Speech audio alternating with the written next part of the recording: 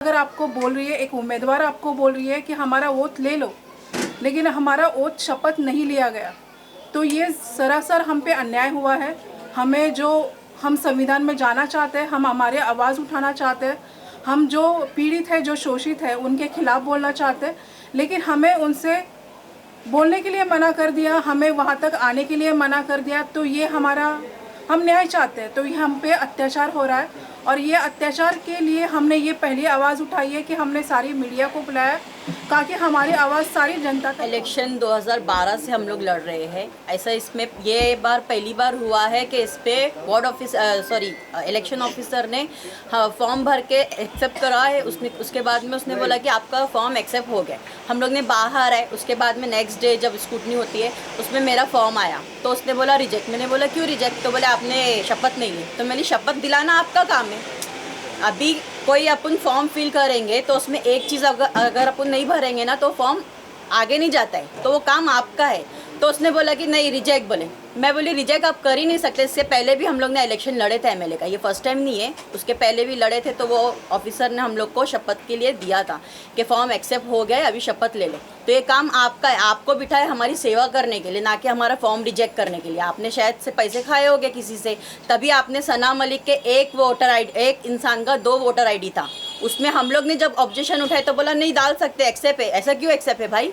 आपने क्या नवाब मलिक से कुछ पैसे लिए हैं क्या हमारे फॉर्म रिजेक्ट करने के लिए? तो 26 फॉर्म ये लोग रिजेक्ट किए और 11 फॉर्म एक्सेप्ट किए। उसमें भी 11 फॉर्म जो इनको चाहिए थे उन लोगों का एक्सेप्ट किया। उनको बोल के कि आपको शपथ लेना है। वो सतीश राजगुरु वो तो बोला भाई मेरे को ये लोगों ने खुद से बोले मैं हो गया बोले फॉर्म, तो बोले आपको शपथ लेना बाकी।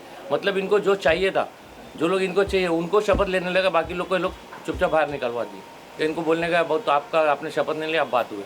और ये ऑफिस ऑलरेडी करप्ट का इसके ऊपर चार्जेस है। यही ऑफिसर हमारे इधर भेजे, जो लोग इधर बड़े पावर में हैं वो लोग के ऊपर भी करप्ट के चार्जेस है। वो लोग सब माहिर है करप्शन करने में और करवाने में, वो खुद उस चीज में अंदर जाके आए। तो हमारे को सरकार से ये है कि इधर पे या तो वापस से इलेक्शन का फॉर्म भरने दिया जाए, दूसरों को मौका दिया जाए, या तो इसको रोका के वापस इसका ये लोग जेलों का रिजेक्ट किया बात के लिए उन लोग को वापस अंदर लेना चाहिए। लेकिन कुछ लोगों को शपथ लेने के लिए बोला गया और कुछ लोगों को नहीं बोला गया। वही तो क्या कारण है, क्यों ऐसा किया गया? ऑफिसर जानबूझ के किया, उसको वे लोगों को उड़ाने का था। अभी भाई ऐसा है कि जितने एक ने तो उधर मिठाई ला के दिया कि भाई लो तुमने सना मलिक को जिता दिया। अभी वो सना मलिक के 2 वोटर ID है, 2 वोटर ID पे ऊपर केस बनता है। गवर्नमेंट का पेपर 2 बना सकता है कोई भी। वो बताने का ऑब्जेक्शन उठाने के बाद में भी उसको एक्सेप्ट कर रहा है कि मैं एक्सेप्ट करता हूँ। तुम हमारे को बोलते हैं हाँ मैंने आपको राइटिंग में रिटर्न में दूंगा, आप कोर्ट जाओ। ये मतलब क्या? नमस्कार, मी भारतीय शेतकरी कामगार पक्षामधून उमेदवारी अर्ज भरला होता कोमल अभिजित भोसले.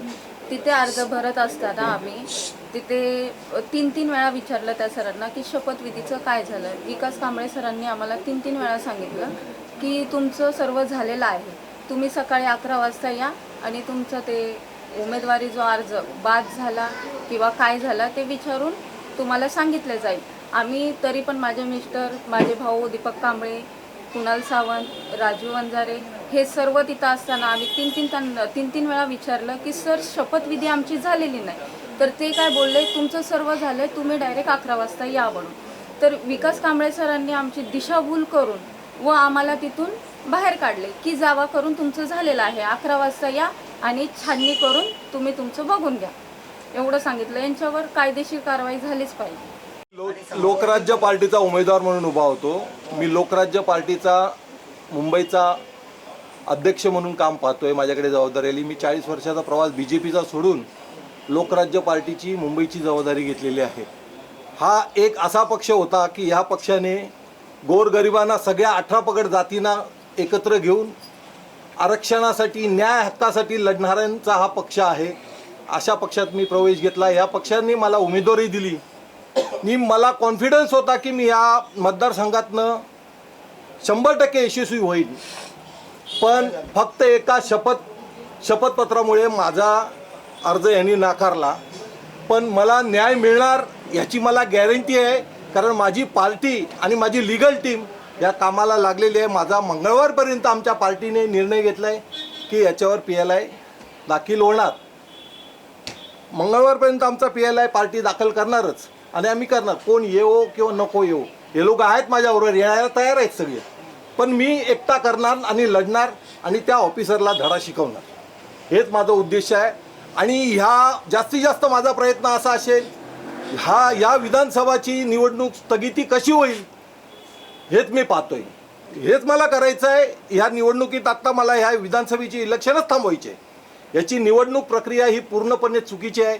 जर 11 वाजता मी फॉर्म यांच्याकडे जमा केला आहे, यांनी मला 2 त्रुटा सांगितल्यात. माझ्या ॲफिडेविटमध्ये एक त्रुटी होती, ती मला रेक्टिफाय करायला सांगितली. आणि शपथविधी, जर मी तुमच्या ऑफिसला 2:30 वाजता आलोय, ते याच साहेबांनी मला काय सांगितलं, हे सगळे फॉर्म सगळ्यांचे झाल्यानंतर मी तुम्हाला बोलवेन. या साहेबांनी सांगितलं, मी तुम्हाला बोलवतो आणि तुमची जी काय पूर्तता आहे ती करून घेतो. 5:30-6च्या दरम्यान यांचे सगळे फॉर्म जमा झाल्यानंतर यांनी मला आतमध्ये बोलवलं. हां काय आहे बोललो, साहेब हे ॲफिडेविट आणि मला शपथपत्र घ्यायचं. माझी वेळ निघून गेली. यांनी मला सांगितलं ही लिस्ट आहे.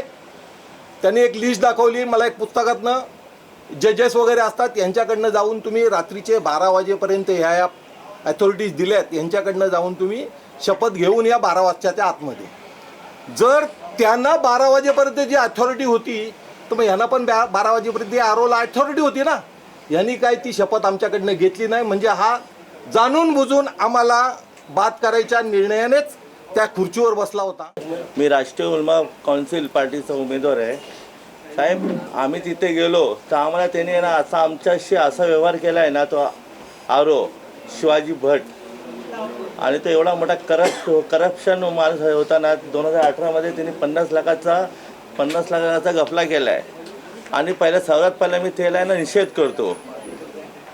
आणि मी सरकारकडे अपील करतो की त्याच्यावर मोठी कारवाई झाली पाहिजे. तुमचे जे बाद करण्यात आले आणि करता तुम्ही आज आंदोलन देखील करणार होतात, काय नक्की तुमचं जे उमेदवार होते का बाद करण्यात आले त्यांना? ज्यावेळी प्रत्येक उमेदवार हा स्क्रुटिनीसाठी गेला आणि नामनिर्देशन पत्र देण्यासाठी आरो ऑफिसर्स, जसे त्यांचं नाव शिवाजी दावभट हे आरो म्हणून आहेत आणि ARO मिस्टर औदुंबर पाटील हे होते.